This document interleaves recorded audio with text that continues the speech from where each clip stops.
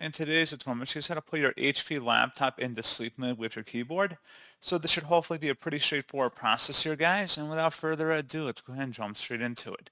So a couple of different options. You could tap the Windows key and the X key, and then press the U and then the S key in order to then open up the power menu and then select the sleep option respectively. You can also tap the Alt and the F4 key on your keyboard to open up the shutdown option menu. And then from there, you'd have the ability to sleep your computer.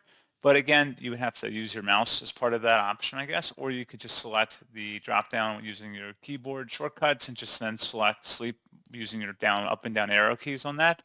So it just gives you guys a couple of different options there to explore.